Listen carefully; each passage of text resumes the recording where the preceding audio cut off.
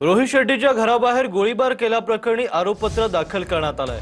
मुंबई पोलिसांच्या गुन्हे शाखेकडून हे आरोपपत्र दाखल केलं गेलंय। 17 आरोपींविरोधात 1624 पानांचं आरोपपत्र दाखल झालंय। मुंबई शहरात दहशत निर्माण करण्यासाठी रोहित शेट्टीच्या घरावर गोळीबार केल्याचा दावा आता मुंबई पोलिसांनी केलाय।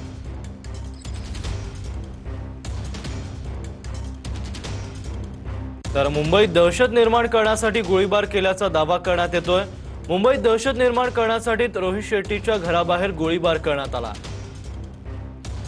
बॉलिवूडसह हाय प्रोफाईल जगतात दहशत निर्माण करण्याचा बिश्नोई गँगचा प्रयत्न आहे।